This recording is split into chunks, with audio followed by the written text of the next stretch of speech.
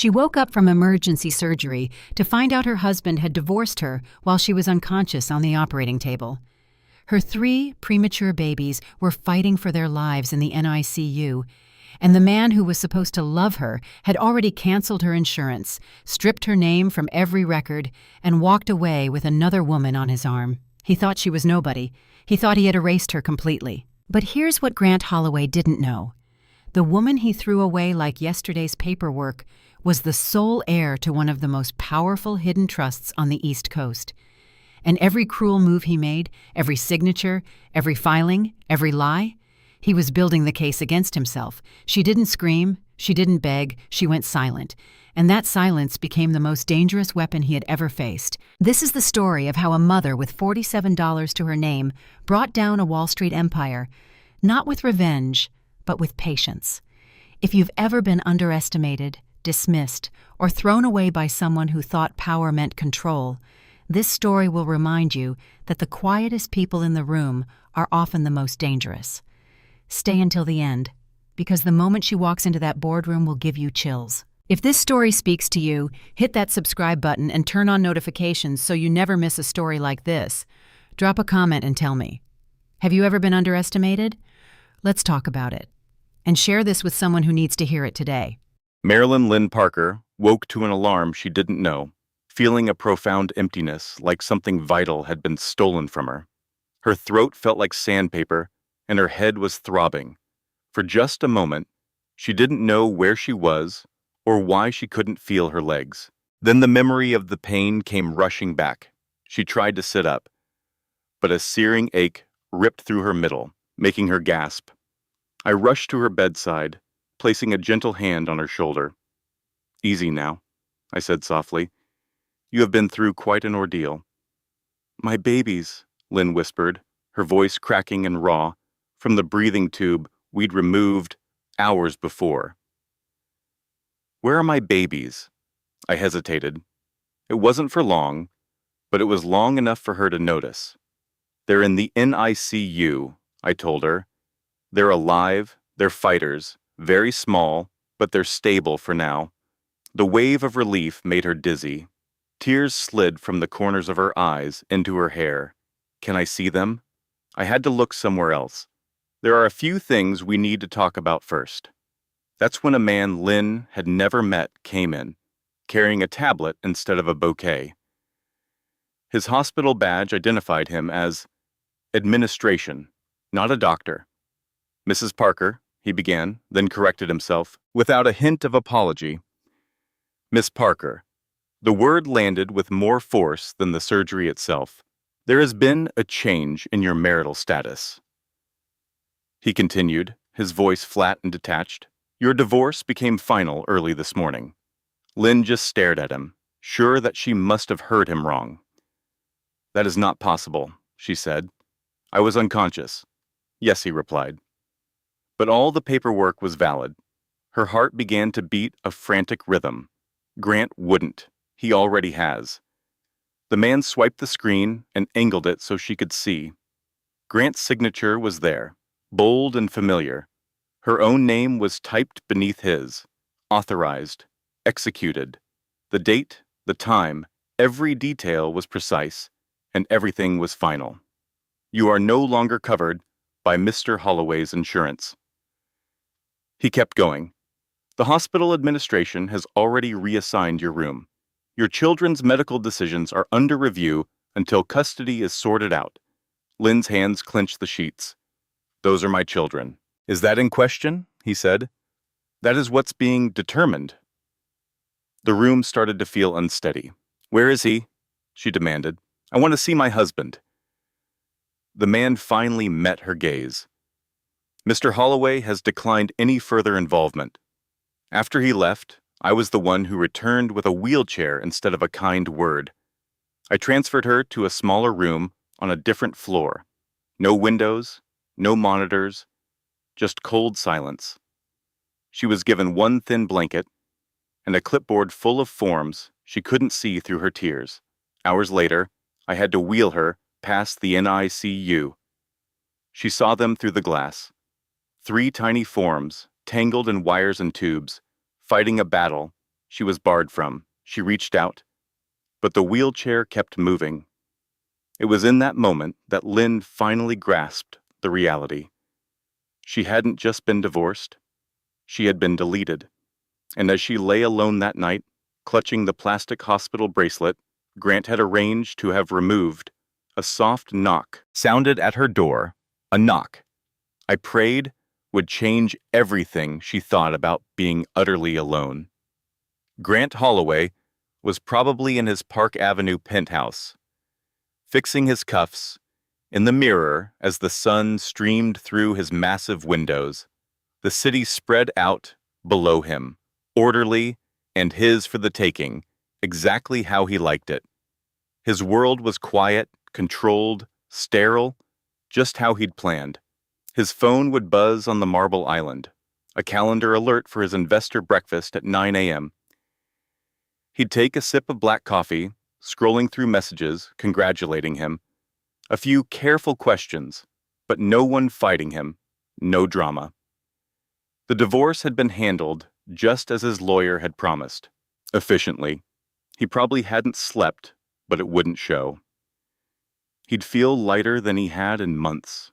No more trips to the hospital, no more emotional traps, no more having to explain himself. Lynn had become a risk the moment the pregnancy became high risk. 3 premature infants were not a gift in his world.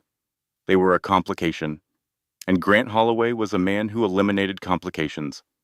I could picture him picking up his phone and dialing a number he'd memorized long before the divorce ink was dry. "It's done," he would say when Belle answered. She would laugh, a bright, relieved sound. "I told you it would all be okay. You just needed to be decisive." And Grant would smile. "I always am." I imagined Belle waiting for him at the plaza later that night, helping him stage a quiet appearance. Nothing official yet, just enough to seed the idea.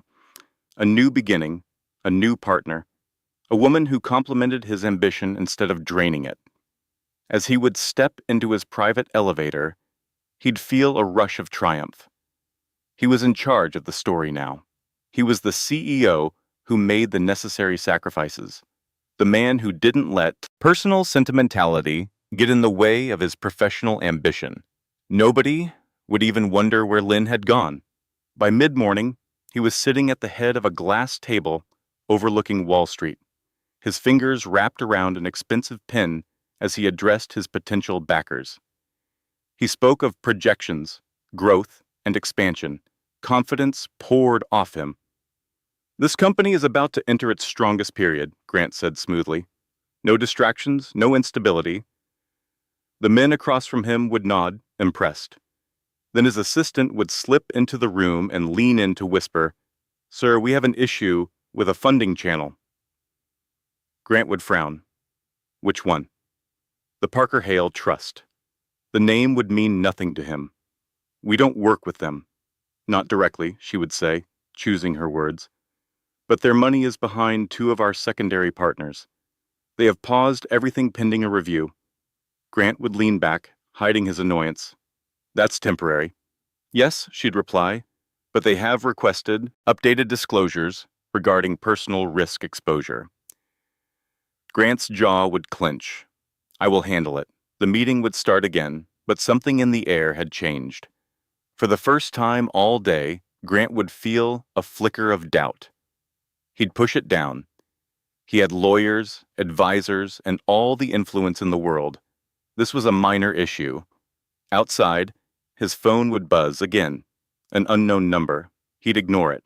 Meanwhile, on my break, I searched her name online.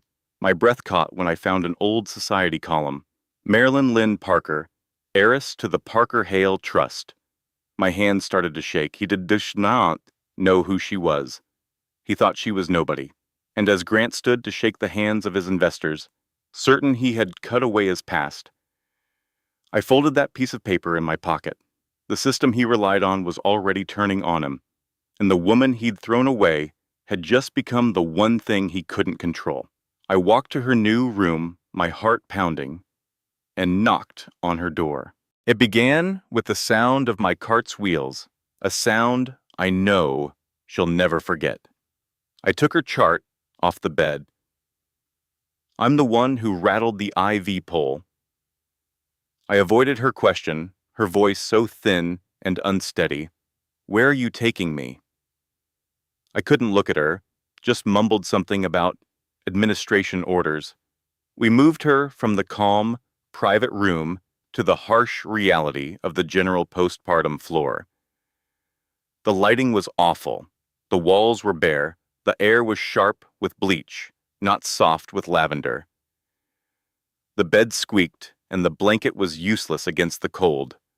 I left her staring at the ceiling, trying to piece it all together. An hour later, I saw the billing coordinator go in, armed with a clipboard and a sickeningly sweet smile. "We just need to review your coverage," she said. I heard her voice crack. "My husband." I saw the coordinator's fingers hesitate for just a moment. "Your former husband terminated authorization this morning." I watched the words hit her, saw the dust of her world settling after the collapse. "So, what does that mean?" she asked. It meant, I knew, that the hospital wanted to know who would pay for her baby's care and the NICU, payment responsibility. The phrase felt like a curse when you were talking about 3 tiny infants just trying to breathe. I was there later when they wheeled her past the NICU. She begged the orderly to stop, just for a second. He did. She put her hand flat against the glass, looking at those 3 incubators, 3 entire lives.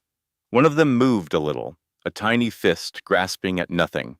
"I'm here," she whispered, a promise only she could hear. "I'm not leaving." I watched it all from down the hall. Then I saw the administrator approach. "Miss Parker," she said, her tone like ice. "We need to discuss discharge planning." Discharge. The panic in her eyes was palpable. "I can't be discharged. I can barely walk." The administrator's reply was cold. "Medically, you are stable enough to recover at home." "I don't have a home," Lynn told her. The administrator just nodded once, like it was a footnote she already had. "You'll need to arrange temporary accommodation."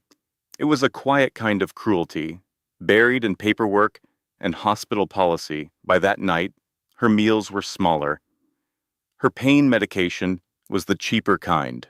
They even restricted her visiting hours.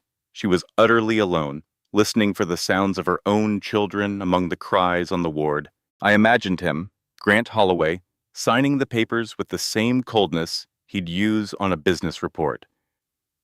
It wasn't personal, he'd probably tell himself. It was business. People figure things out.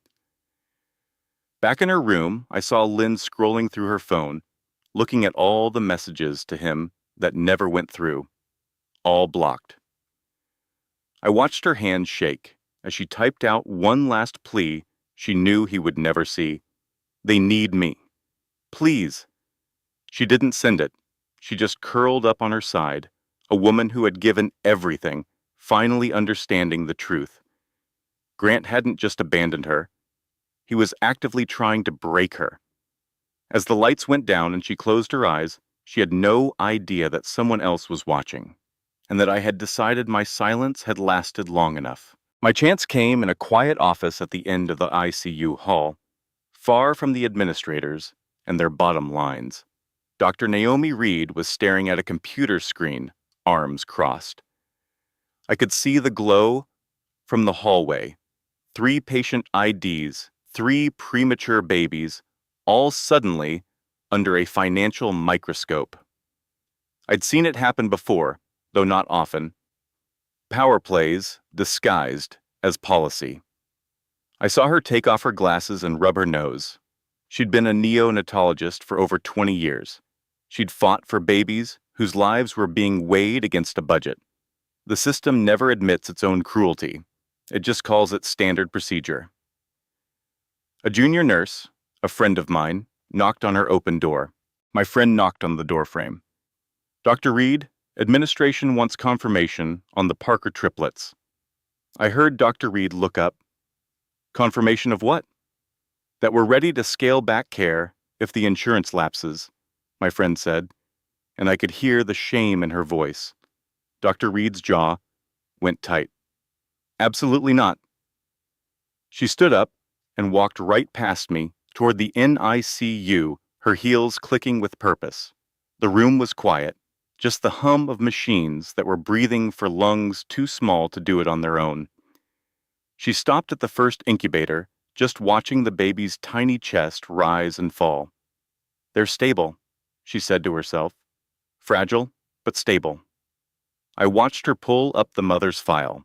Marilyn Parker, 31, emergency C-section, divorced just after surgery.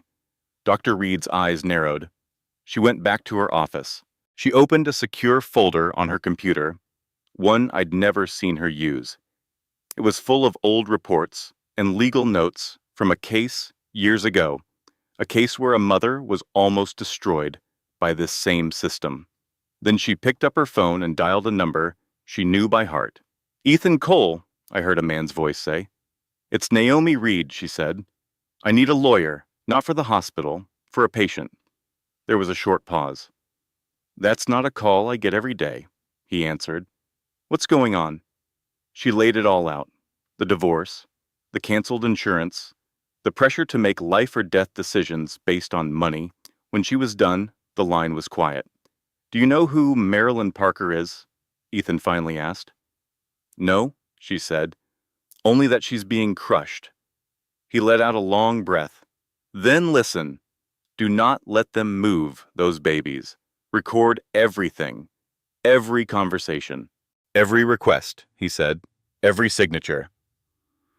I heard Dr. Reed's breath catch. Why? Because, he said, his voice heavy, this name is tied to a trust that's been buried for more than a decade. She closed her eyes for a second.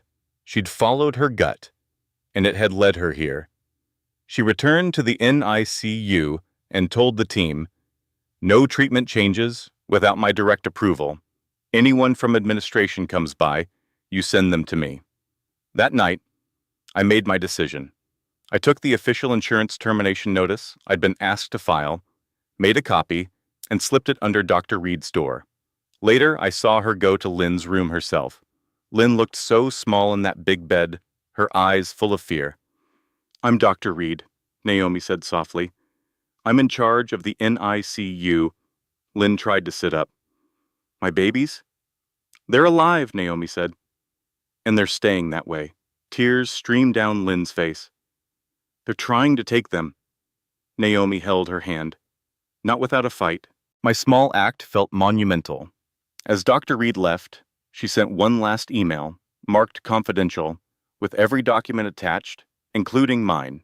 Somewhere in the city, wheels started turning. For the first time since Grant Holloway made his move, the odds began to shift. The knock on Lynn's door came just after midnight. I was on my rounds and saw it. It was soft, but it wasn't a nurse's knock. Marilyn, Lynn, Parker woke from a fitful sleep. Her body a roadmap of pain. For a second, she probably thought she dreamed it. But it came again. Yes? She whispered. The door opened. A man in his early 40s was there. He was tall, well-dressed, his coat over his arm. He didn't belong here. He looked like he belonged in boardrooms or courtrooms. My name is Ethan Cole, he said. Dr. Naomi Reed sent me.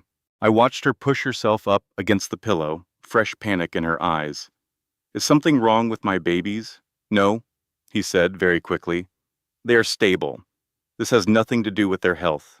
It's about your name. She looked confused. You know my name. I do, he said, pulling a chair close to her bed. But I have a feeling you don't know what it really means. I saw a bitter laugh escape her. It means I trusted the wrong man. Ethan's face was serious. It means Parker. The name just hung there between them. My mother's maiden name, Lynn said slowly. What about it? He opened a briefcase and took out a single, thick envelope, yellowed with time. Because your grandmother, Eleanor Parker Hale, established one of the most private investment trusts on the East Coast, and you are her sole surviving beneficiary. I saw Lynn just stare at him, thinking she had to be dreaming. That isn't possible, she said. My grandmother's been gone for years. If there was money, I would have known. They tried to tell you, Ethan said gently, but the trust was caught up in legal battles, family fighting over it. It's been locked down for 12 years. Lynn's chest looked tight. So why is it different now?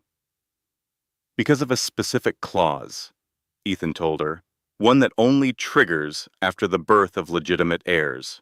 Multiple heirs, actually. Her breath hitched. My children? Yes. The tiny room suddenly felt like it was closing in. So, what does that mean? Lynn asked. Do I get it now? Ethan shook his head. Not right away. There's a mandatory 90-day review period. Until then, the money is still tied up. Hope flickered in her eyes, then faded. So it can't help me now, she said. It helps you more than you know, Ethan told her, leaning in. Because the second that clause was triggered, you came under its legal protection. I first saw her as a ghost haunting the NICU glass, and the whispers followed her like a chill. His money, his power, they said, had left her with nothing. But then one day, I saw a flicker in her eyes. It wasn't the familiar exhaustion of a new mother. It was something sharper, a glint of steel. A storm was gathering, and for the first time, I felt a terrible pang of guilt for just watching from the sidelines. She was fighting a war I couldn't even see, and I was just another silent witness to the injustice. Somewhere, a decision had been made without her, and a clock had started ticking on a future she deserved. I saw her stare at her children, and I knew she wouldn't just survive. She would fight back. From that moment on, I started paying closer attention. Her fight felt like it was suddenly mine, too. The empire she was meant to inherit had cast her out, but I could see it had underestimated her. She was a queen in exile, not a broken woman. The 90-day clock started ticking, a countdown I felt in my own chest. 2 days later, I watched Marilyn Lynn Parker leave, clutching a prescription slip I knew she couldn't fill. The discharge instructions felt like a cruel joke, assuming a life she no longer had. She wore a coat that wasn't warm enough, carrying a bag that was painfully empty, a symbol of the baby she had to leave behind. She stood at the curb, a lone figure against the city's indifference, her entire world reduced to the balance on her phone, $47. I watched her get into a car, not knowing where she was going, and my silence felt like a heavy stone in my gut. That she found a place at all was a miracle. It was a tiny room on the fringes of the city, a place to simply exist. But every morning, she was back, her body aching from more than just her recovery. She'd stand at the glass for hours, her lips moving in silent prayer, her eyes tracing every line on the monitors. She knew the rhythm of their machines, the subtle dips that sent my own heart racing. They wouldn't let her hold them yet, a constant, quiet torture. The father, Grant Holloway, was a ghost we never saw. Then, on the 5th day, a thick, official-looking envelope came for her. I made sure it was forwarded immediately. A small, secret act of solidarity. I saw her read that letter, the way her hands trembled. He was trying to erase her completely, claiming she was unfit. I heard her on the phone later, her voice a raw whisper confirming her worst fears. The hospital buzzed with rumors he planted himself, painting her as unstable. It was a calculated cruelty that made my blood run cold. Meanwhile, photos of him with another woman surfaced, their champagne smiles a world away from Lynn's quiet suffering. She was fighting a battle for her children, and he was posing for cameras, confident in his power. The coldness of it all settled deep in my bones.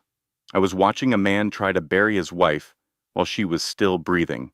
I saw those pictures during a break, staring at my phone on the subway, and felt a surge of helpless anger. Then, on the 12th day, one of the twins crashed. I was in the room, part of the frantic rush of scrubs and machines. Through the glass, I saw Lynn, her hands pressed together, a statue of pure terror. We pulled the baby back from the edge, but just barely. That night, the weight in the air was crushing. A 90-day wait felt like an impossible mountain to climb. Later, I saw her staring at her phone, a strange light in her eyes. It wasn't despair anymore. It was something else, a lifeline I couldn't see, a different kind of weapon being offered in a war fought with whispers and leverage. Her expression after that night was different. The exhaustion was still there, etched into her face, but it was overlaid with a new, quiet resolve. I didn't know the name Julian Cross, but I knew a lifeline when I saw one. Ethan Cole, her lawyer, didn't deal in false hope. She sent a one-word reply, a question that held the weight of her entire world. How? The answer must have been enough. The next afternoon, I saw her leave for the city, wrapped in that same thin coat, but she walked with a purpose I hadn't seen before. She was heading into the heart of the beast, to an unmarked building between giants of glass and steel. Not as a victim, but as a player entering the game. I watched her sit across from him, this stranger named Julian. I couldn't hear the words, but I saw the shift in her posture. He wasn't offering a handout, he was offering a foundation. He slid a folder toward her, and I knew it held more than just papers. It was structure. It was time. It was the silence she needed to fight back. A temporary home close by, a stipend that wasn't charity, but a salary. It was a shield, forged in anonymity, designed to keep her standing during the siege without alerting the enemy. I saw the question in her eyes. Why? And I knew the answer mattered. It wasn't about pity, it was about principle. This man, Julian, saw what Grant couldn't. Her patience was not weakness. He didn't know her, but he knew her husband's type. He explained that Grant had already lost, not in a courtroom yet, but in his tactics. The financial threats, the public slander, it was a pattern of abuse that no judge would ignore once it was laid bare. I saw the tension leave Lynn's shoulders, a loosening of a knot that had been tight for months. And what did this man want from her? Nothing, just her silence. He needed her to let Grant believe his own lies, to think she was finally breaking. And with a weary smile, she agreed. She was exhausted, yes, but she was no longer trapped. The change was immediate and profound. A new apartment, just minutes away. The circles under her eyes began to fade, and then, the day came when she was finally allowed to hold her children. I watched her sink into the chair, the tiny, fragile warmth against her skin, and I had to look away, my own eyes burning. Grant kept filing his motions, leaking his fabricated concerns, waiting for the collapse that never came. One night, as she sat humming softly, one of the baby's hands curled around her finger. I saw it on her face. Not just hope, but the unshakable certainty of a mountain. The ground had stopped moving. Grant Holloway thought she had surrendered. He had no idea she had just found her footing. The silence from her side must have been unnerving for a man like Grant. It wasn't the sound of defeat he expected. It was a quiet confidence that baffled him. He sat in his Wall Street office, the world at his feet, yet he was unsettled by the woman he'd tried to erase. His assistant confirmed it. Nothing. No desperate pleas. No angry outbursts. Just a void. He tried to dismiss it as her breaking down, but the quiet was too complete, too steady. At a dinner, his new partner, Belle, pointed out his distraction. He was thinking about Lynn and the fact that her family name, Parker Hale, was still being whispered in powerful circles. The mention of Parker's hail unnerved him. He tried to brush it off, but the seed of doubt was planted. That night, the city lights offered no comfort. The next day, he demanded a full report on Lynn from his lawyers. What came back was almost nothing. No frantic calls for money, no emotional filings, just stability. It didn't fit the narrative he had so carefully constructed, and that's when his lawyer visited the NICU. He asked me questions, his tone sympathetic, but his eyes sharp, looking for any sign of Lynn's instability. I looked at him, thought of Lynn's vigil, and said, "She is the most devoted mother I have ever seen." My small truth was just one brick in the wall he was running into, a wall he never even knew was being built. I remember the day it truly started. He was on a conference call, giving short, sharp updates about Lynn. I was just supposed to be taking notes. "Let him talk," he advised his lawyer, a cold smirk on his face. Every word is a nail for his own coffin. And Mr. Holloway did talk. He had me draft the revised custody motion, making it uglier this time, claiming she was unstable. He used my research to leak half-truths to a reporter, creating pressure, expecting her to crumble. All he got back was silence. Nothing. By week 4, I saw the emails coming in. An investor delayed a meeting, then a second one. A third wanted to know about his personal legal issues.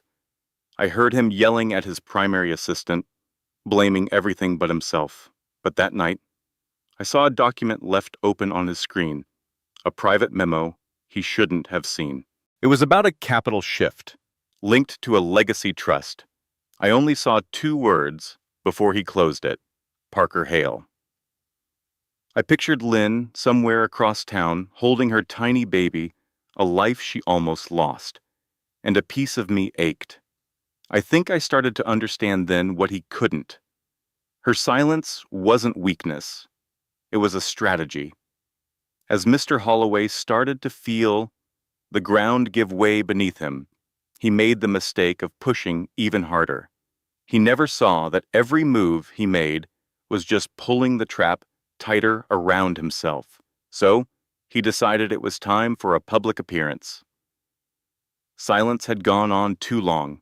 In his world, being seen was everything. If money was getting nervous, if rumors were starting, the answer was simple. Look like you've already won. You control the story before it controls you. The gala at the plaza was the perfect stage. Chandeliers, tuxedos, all of Manhattan's elite pretending not to stare. He walked in right on schedule, bell on his arm like a trophy, her hand possessively placed as the cameras went off. Her dress was ivory, a calculated choice. He wore his arrogance like it was custom made. I heard her whisper to him, "Smile, they're watching." He did. I watched him shake hands, laugh, talk about innovation and growth. He talked about a future clear of distractions. When a journalist asked about his life, he gave the line we'd rehearsed. "Sometimes," he said with a casual shrug, "you make tough choices to protect the empire you're building." It worked just as he planned. I saw the nods, the quiet agreement. Across the ballroom, I heard men whispering, not about her, but about his nerve, his strength. He looked invincible. I saw the confidence settle back into his shoulders. This was his arena. This was his victory. Belle leaned in as they stood by the balcony. "You see," she murmured, "they're on your side." He nodded, his eyes sweeping the crowd. Then he stopped. I saw his gaze lock on Ethan Cole over by the bar. Mr. Holloway's posture tightened for a split second before he forced it to relax. Ethan wasn't a man you could ignore, but you didn't cross him either. He didn't work for a firm. He worked for results. Their eyes met for a moment. Ethan just gave a polite, unreadable nod. Mr. Holloway breathed out, trying to dismiss it. He was talking to a hedge fund manager when his phone buzzed. He ignored it. It buzzed again and again. Annoyed, he excused himself. I saw him step into a hallway, pulling out the phone. It was a text from his CFO.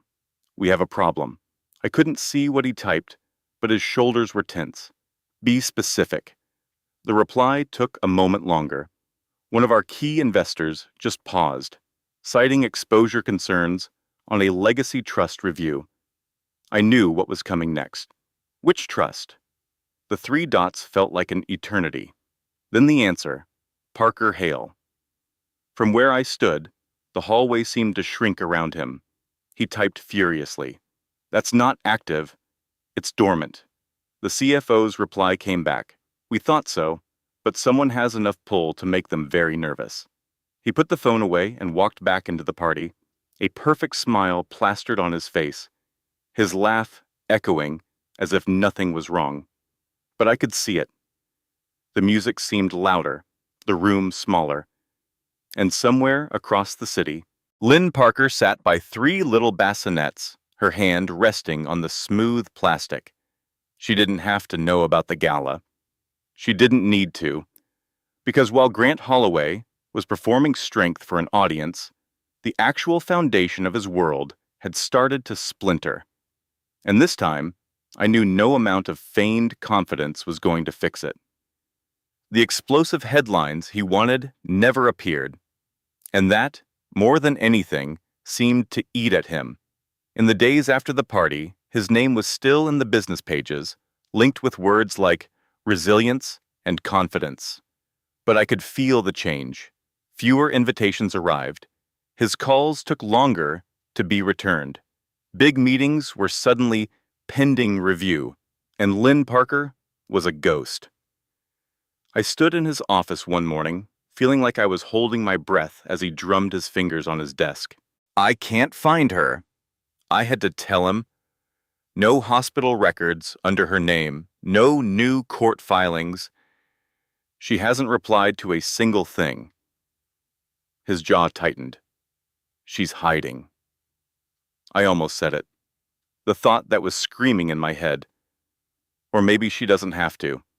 I saw him shoot me a look, and I dropped my gaze. All over the city, the real conversations were happening in boardrooms, not tabloids. The Parker Hale Trust kept coming up. Who is running it now? Why was it active? Ethan Cole's name started appearing on schedules. Julian Cross backed out of 2 speaking events. A partner at an equity firm sold a small stake in Mr. Holloway's new project. It wasn't a disaster, not yet. So he tried to regain his footing the only way he knew how, by being cruel. His lawyers filed for a psychiatric evaluation of Lynn, using careful, cold language about postpartum issues. He wanted a reaction. He got nothing, just a court receipt. That night, I saw him standing alone in his penthouse, a drink in his hand, watching the city lights. Belle wasn't there. I don't think he noticed. All he could think was, she should be breaking by now. But Lynn's days were quiet and focused. The babies were getting stronger. I heard from a contact at the hospital that she was learning how to care for them, how to sit for hours beside the machines. Julian Cross visited her once, just told her, "You're doing well." She supposedly replied, "I'm surviving." She never asked about him. She didn't have to. Ethan Cole was giving her all the information she needed. "He's losing his patience. Totlori binam sasin," he told her. "That's good, because impatient men make mistakes." One afternoon, a nurse mentioned a journalist had called, asking if Lynn was a patient there. Lynn's hands didn't even tremble. "What did you tell them?" she asked. The nurse said they gave a standard no comment. Mr. Holloway had expected the world to watch her fall. Instead, she had simply vanished. No pictures, no tearful interviews. In a city built on being seen, her absence was becoming a threat. Because when a woman disappears, instead of collapsing, people start to ask, what does she know? Who's helping? Her? And what's about to happen? I could see it in his face every day. Mr. Holloway knew he wasn't in charge of the story anymore. He was just reacting. And deep inside the financial world he thought he owned, Lynn Parker's name was shifting from a problem into a power he couldn't comprehend. He finally broke. He sent the message himself, not through his lawyers. It went through a back channel he thought was still his. "We should talk," it said. "For the children, for closure." I saw the read receipt. She was in a small, temporary apartment, one of her babies sleeping on her chest, while the other two were finally stable enough to stay at the hospital overnight. She didn't reply to him. She sent a screenshot to Ethan Cole. His answer came back in under a minute. "Good. He's ready." They set the meeting for 3 days later. A neutral location he picked himself, a conference room in a building he often used. He needed that feeling of control, of home field advantage. She just agreed. When she walked in, he was already there by the window. He turned, his face a perfect mask of concern and regret. "Lynn," he said, his voice soft, "you look tired." I wasn't there, but I knew what she would do. She didn't take the bait. She just sat down opposite him, her hands folded, her posture calm, just like Julian must have told her. I watched him exhale, as if her quiet presence confirmed everything he'd planned to say. "This doesn't have to be a war," he started, and from my desk, miles away, I attached the private memo about the Parker Hale Trust to a new, anonymous email. "We can fix this," he said, and I hit send, calmly. I remember the day he handed me the file. His voice was all smooth edges, talking about war and stability, how courts and investors needed certainty. That was his justification, the little lie he told himself. I saw the settlement proposal before he did, the one that looked generous but was really a cage. Monthly support, a housing allowance, all a smokescreen for what he really wanted.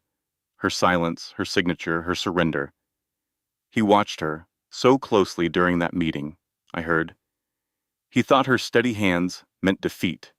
When she said it was more than she expected, I know he felt that familiar surge of victory. He wanted to look fair, but I knew better. It was all about control. Out. He said it was to help everyone. A lie so clean, it was almost beautiful. I remember how he described her lowered eyes, her tired voice. He thought he was being compassionate, offering a hand to sign her future away. When she finally agreed, the relief that washed over him was a physical thing, a brief crack in his perfect facade. He pushed that heavy Mont Blanc pen at her, a symbol of the world he was trapping her in. What he never saw, what none of us were meant to see, was the second document I'd been asked to copy, the one that looked just like the first. An addendum, Ethan Cole's quiet masterpiece. She signed, and he signed, so sure of his win he didn't even read the words. He stood, offering his hand, certain he had won. I saw him walk back into the office that day, a smug smile playing on his lips, convinced he'd closed a difficult chapter. He had no idea that by signing that paper, he'd just given up all the leverage he thought he held, acknowledging the very trust he was trying to bury. He thought it was a peace offering, but I knew it was a trigger. The trap was set. The first sign of trouble came at 6:42 a.m. I was already in, and I saw his phone buzz on the counter while he was on the treadmill. It was his CFO, and a call before the market opens is never good. "What is it?" he barked into the phone. The tension in his voice told me everything. I grabbed the call logs later. "Temporary?" he'd asked. The CFO's response was indefinite, something about clause alignment. I saw his jaw tighten from across the room. I could almost hear the pause on the other end of the line, the hesitation before the CFO delivered the blow about the amended agreement. The one referencing protected beneficiary exposure. "Boilerplate," he'd scoffed. But it wasn't. By 9, my own inbox was a disaster zone of his canceled meetings and postponed calls. His perfectly structured calendar was bleeding yellow alerts. He sat there, spinning those expensive pens, trying to fake the calm that had abandoned him. I was the one who had to knock. "Legal is waiting for you," I said. On their tablets, their faces grim. From the hallway, I could see a screen with a highlighted paragraph from the agreement. I heard them mention the addendum, the disclosure obligations, the trust-linked exposure laws, and then his question, filled with arrogance. What trust? The silence that followed was heavy. "The Parker Hale Trust," one of them said. "Your signature confirms you knew it was activated." He actually laughed, a sharp, ugly sound. He thought it was gone. But it wasn't, and as they told him it had been active since the triplets were born, I saw his entire world tilt. "You're saying I confirmed knowledge of a trust I didn't know about?" "Yes." And that meant everything he'd done could be seen as coercion. Isn't everything yet. It wasn't about access, it was about protection. By noon, the office was buzzing with whispers. I saw the email from the private equity firm demanding new disclosures. I filed the notice that his funding round was on hold. He locked himself in his office, and I watched him through the glass, his hands braced on his desk, like he was holding on for dear life. He was replaying that meeting, I'm sure of it. Her tired voice, her easy agreement. He had always underestimated her. That was his fatal flaw. I imagined her somewhere else, with Ethan and Julian, not celebrating, just moving forward. His power was draining away, and he was just starting to feel it. Her phone buzzed. I saw his name on the caller ID when he tried her from his desk phone. She didn't answer. I watched him stare at the silent receiver, the anger on his face curdling into something that looked a lot like fear. In that moment, after all the years I'd watched him operate, I knew he finally got it. Marilyn Lynn Parker wasn't waiting for him to show mercy. She had been waiting for him to sign his own confession. As the first market alerts began to flicker red on his screen, the empire he'd built on intimidation began to fracture, one signature, one broken piece at a time. The boardroom on the 42nd floor was his throne room. But that day, he wasn't sitting on the throne. Things were. When he finally turned, I was there, taking notes as the board members filed in. Advisors, lawyers, 2 investors who never came to these things. No one looked him in the eye. The air was thick with unspoken accusations. And then the door opened, and Marilyn Lynn Parker walked in. The entire room went still. She was just composed, dressed simply, calm, prepared, not a victim, not a victor, just ready. I saw his breath catch. "What is she doing here, Sup?" he demanded. And then Julian Cross was there, closing the door behind her. "She's here at my invitation," he said, "and with the board's consent." A quiet ripple went through the room. His gaze for the first time, and there was no victory in her eyes, just a calm clarity that seemed to terrify him more than any anger ever could. She took a seat, hands folded, just like she had in his office. It was a disarming echo of the past. "Let's begin," the chairman said. He started to address Grant about litigation exposure, but Lynn spoke first. Her voice was steady, filling the room without any effort. She wasn't there about their marriage, she said, but to clarify risk. I saw the exact moment the board stopped seeing her as a scorned wife and started seeing her as a strategic player. The Parker Hale Trust, she explained, was now active. Its protections were enforceable. Entity that had engaged in coercive actions would be subject to review. I saw the color drain from Grant's face. He tried to argue, but Julian cut him off, and the documents flashed onto the screen. All his signatures, his motions, suddenly telling a very different story. "This means accountability," Lynn said. The chairman asked if she was seeking damages. "No," she replied, and Grant flinched. "I'm seeking distance," she clarified, "between my children and a pattern of behavior." The silence was deafening. "You planned this," he finally choked out. As Julian began detailing a specific filing, the chairman fumbled with his tablet to find it. Without thinking, I leaned forward and tapped the screen, opening the exact appendix he needed. No one saw me, but I knew. It was the first honest thing I'd done in years. I remember the day it all cracked. The air in the office was thick with a silence we'd never known. Marilyn Lynn Parker walked past my desk, her composure a weapon Grant Holloway never saw coming. She didn't look at any of us. When the boardroom door clicked shut, it was like a spell breaking. Later, Grant stood alone at that massive table, a king on an island, surrounded by faces that no longer sought his approval. In one quiet move, she'd held a mirror up to his world, and none of us could look away. The collapse wasn't loud. It was the hum of the office suddenly stopping. By lunch, his digital calendar, once a fortress of power meetings, was a graveyard of grayed-out appointments. I watched our VPs deliberately let calls from his biggest backers go to voicemail. In the hallway, the nervous laughter that always accompanied him had vanished. People just looked down. At 1:17 in the afternoon, his assistant called him back to the boardroom. I saw him walk in, his jaw clenched, that familiar mask of absolute control firmly in place. But the men inside weren't leaning in anymore. They were leaning back, their gazes clinical, like doctors observing a terminal case.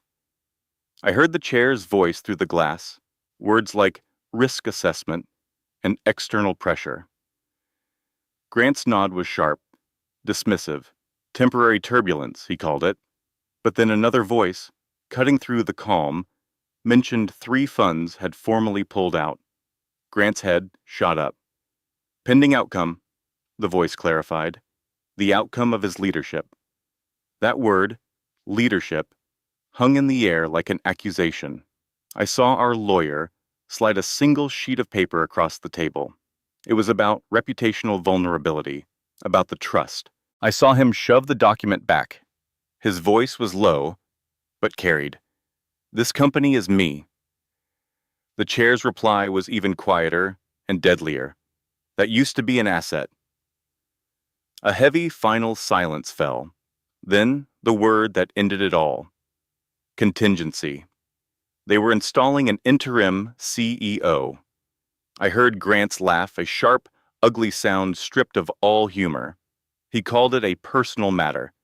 The board called it protecting the company from instability. The irony was suffocating.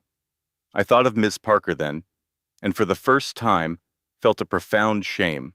Her phone was probably ringing, but she wouldn't be answering to any of us. Not anymore. Back in the boardroom, Grant was finally broken. He rose, the movement stiff as he straightened his suit jacket. "You're making a mistake," he whispered, a threat with no power behind it.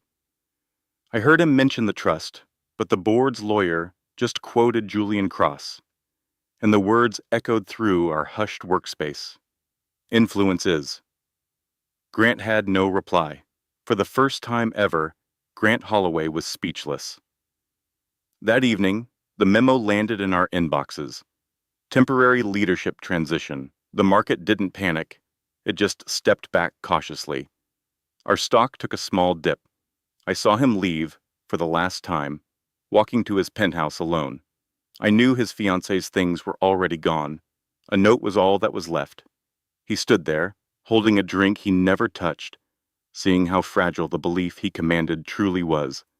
He thought he was feeling the consequences. I knew he didn't get it. Not really. This wasn't the end of the fallout. It was just the beginning for everyone who stood with him. I saw Belle Knox a week later. She tried to come up to the office, and the way the security guard stopped her, politely but firmly, told the whole story. For weeks, we'd all watched her on social media, at galas and rooftop parties. Now her feed was silent. She sat in a coffee shop across the street, scrolling, watching the world she used to own move on without her. Her name, once a key, was now a liability. Just 2 weeks before, being his partner, opened every door. Now it was closing them, one by one. The whispers followed her everywhere. We all heard them. Picked the wrong side, overplayed her hand, thought she was permanent. She tried to look unshaken, but we could all see the cracks. She still thought she had Grant. I watched her go to his building that night, using a key that was already useless. The penthouse was dark. I could only imagine the scene. Grant by the window, a ghost in his own kingdom, staring down at a city that had turned on him. I pictured her voice, sharp with panic. "You should have told me." He wouldn't have even turned around. "Told you what?" "That it was all falling apart," she'd have yelled, her world shrinking around her. He would have finally looked at her then, his eyes empty. "This isn't about you." Her retort about her reputation would have earned his cold, soft laugh. "Your reputation." I could feel the sting of his next words from across the city. "You stood beside power," he'd say. "Now you're realizing it wasn't yours." The next day, I overheard his old assistant talking about a call from Bell's modeling agency. The meeting was 12 minutes long. Her contract wasn't renewed. They called it image instability. It was a corporate execution. Then another call, another client backing away. Meanwhile, Marilyn Lynn Parker's name was spoken differently now in the meetings I sat in on. With respect. With caution. Bell tried one last desperate move, attempting to plant a story with a reporter. It was DOA. The message came back. No one would touch a story against her. That night, Bell packed her bags. She left her key next to that same untouched glass of whiskey. She was just gone. Another ghost in Grant's story. Across town, Miss Parker was probably rocking her babies to sleep, never having to know Bell's name again. The woman who thought she was winning had learned the hardest lesson. When you stand next to a man who burns everything, you eventually burn too. As Bell Knox faded from view, the consequences kept spreading, a ripple effect, touching everyone who thought his power would protect them. And I stood outside, watching Manhattan glow, knowing I had been one of them. I remember the day it all started to unravel. I saw the memo on Mr. Holloway's desk, the one about his wife's hospitalization. For nearly 10 minutes, I just stared at the name, Marilyn Parker. I remembered her from a holiday party, quiet but with a kind smile. He'd asked me to schedule a call with his lawyers right after. The chill in his voice was unmistakable. Later, I had to draft the first notice, the one about the insurance. I typed her room number, 612, my hands shaking. Visiting hours would end in 20 minutes, the hospital note said. I imagined him walking down that quiet hall, my stomach twisting with a guilt I didn't yet understand, but was already a part of. My role was to be invisible, to file the paperwork that began to dismantle her life. He never raised his voice, not in the office. It was worse. It was calm, calculated. I'd overhear his calls, his voice like ice, baton. "You had many chances to talk," I heard him say once, his tone cutting. I remember thinking, he doesn't hear her. He only hears himself. He saw her as an obstacle, not the mother of his children. He'd flinch if anyone suggested he was being unfair. I saw the reports from his PI, photos of her looking tired by a hospital window. He thought it was weakness. I saw it and felt a sickening dread, knowing he saw her strength as a threat he had to eliminate. The fallout at the company was slow, then all at once. I watched as the board members started having meetings He wasn't invited to. I typed the minutes, my fingers tracing the words that sealed his fate. Investors pulled back. He'd walk through the office, a ghost in his own empire. I once heard him on the phone, his voice cracking. "I never meant for it to go this far," he pleaded. I wanted to scream, but you did. You aimed it all. He tried to use the children as a last resort, a final play for sympathy. That was the moment my silence started to feel like a heavy coat I couldn't take off, suffocating me with every quiet, complicit keystroke. There was nothing left for him to command. I saw it in the way he stopped making demands and started asking questions. The authority was gone, replaced by a hollow echo of regret that came far too late. He told his lawyer, "I'll respect whatever she decides," as if it were a choice he was generously offering. But we both knew the truth. His next words were, "You'll respect the court's decision." I filed that memo too.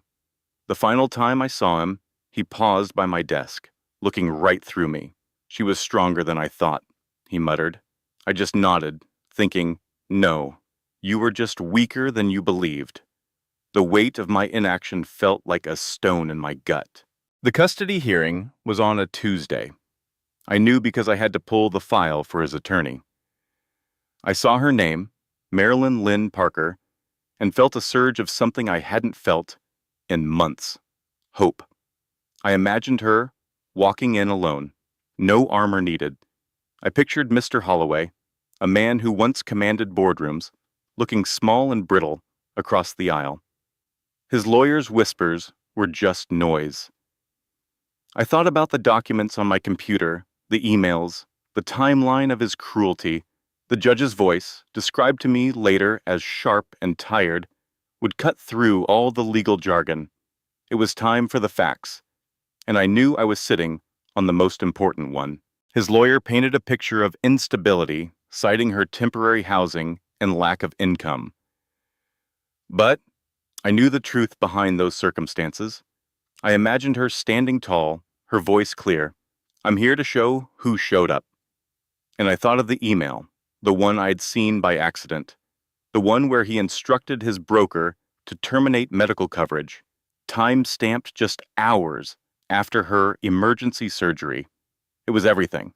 Dr. Reed's testimony about her constant presence was powerful, but that email was the smoking gun. It showed not just negligence, but intent. Cold, hard, and undeniable. The question from the judge, as it was relayed to me, was a surgical strike. "Do you dispute that you terminated medical coverage within hours of your wife's surgery?" His answer was weak, blaming his lawyers. The follow-up, connecting it to his corporate standing, left him with nothing. That was the moment. The night before the hearing, I printed that single email. I put it in a plain envelope and had it delivered to her lawyer's office. No name, no return address, just the truth. When I heard the ruling, primary custody to her, I closed my eyes at my desk and finally breathed out. That evening, I walked home feeling lighter than I had in a year. I imagined her with her 3 babies, safe in the quiet of their apartment. My phone buzzed. A colleague sent a text. "It's over. Custody order filed. Final." I smiled. My small act of defiance felt huge. Mr. Holloway had lost the illusion that he could control a life he never bothered to value. For the first time, I felt like I hadn't just been a witness to a tragedy, but a small part of a victory. The quiet in my own apartment felt different that night. Not empty, but peaceful, filled with the hope that doing the right thing, however small, truly mattered. 90 days later, a memo about the Parker Hale Trust circulated quietly. Fully accessible, it read. Complete authority. I knew what it meant. Money wasn't a weapon for her.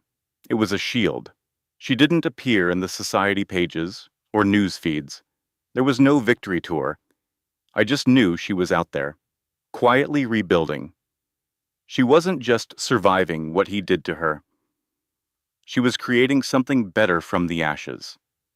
She was protecting her children, protecting her peace, and doing it without a single backward glance at the empire that had tried to crush her. One afternoon, I saw an internal notice about a huge anonymous donation to the hospital's infant care unit. No plaques, no announcements. I knew it was her.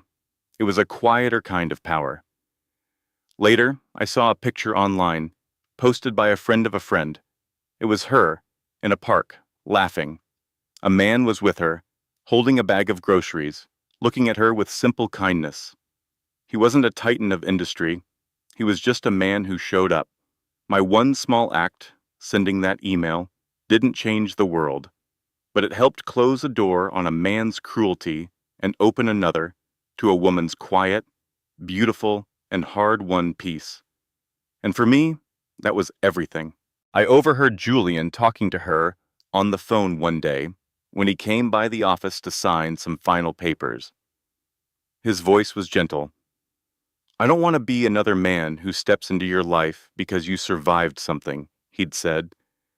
"I want to be someone who stays because you chose me."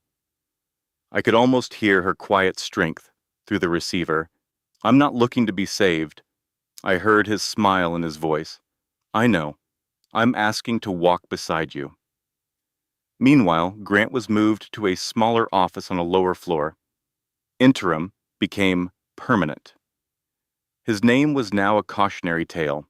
He saw pictures, I'm sure, but never of her face. Just hints of a life rebuilt without him. On a quiet afternoon, I was tasked with archiving old digital files from Grant's tenure. That's when I found it. An old server directory, mislabeled. It held an email chain, proving Grant had deliberately hidden assets from her during the divorce. My hands shook. For months, my silence had been a heavy coat I couldn't take off. But this was something I could do. With no audience, no fanfare, I printed the emails. The next morning, I left the papers in a plain envelope on the desk of the board's new legal counsel. It was a small act, a quiet truth. A few months later, a colleague showed me a photo from a private ceremony, a garden overlooking the Hudson.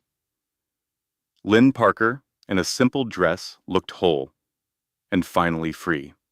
Her future was hers, and as I looked at the picture of her children, and the man who walked beside her, I finally felt the weight of my own complicity begin to lift. I remember the first time I saw the chill in his eyes. It was a Tuesday meeting, the air thick with the scent of stale coffee and fear.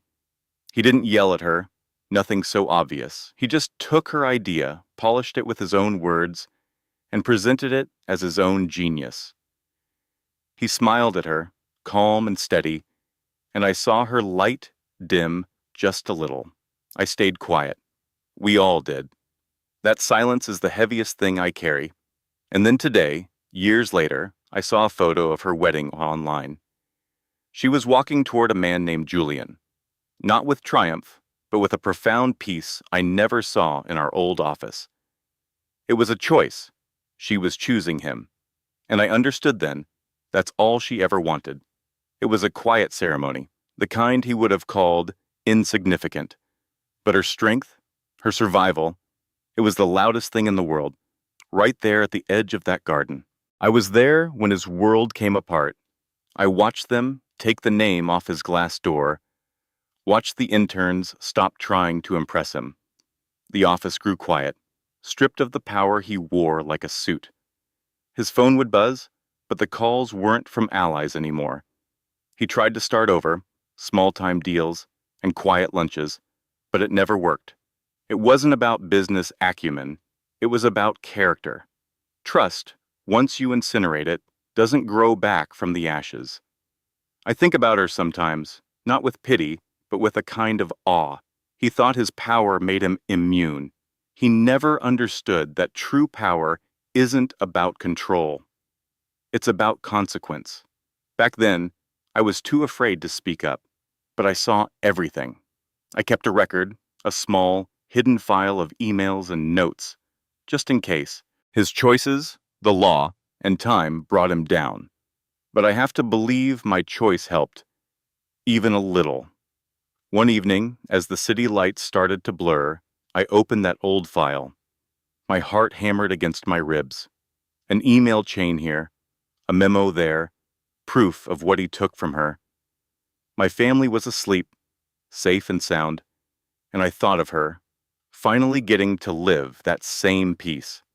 I attached the file to an anonymous email and sent it to the lead investigator. It wasn't a confession, it was a correction, my small part in building the life she deserved beyond that day. Later that night, sitting in the dark of my own home, I felt a weight lift.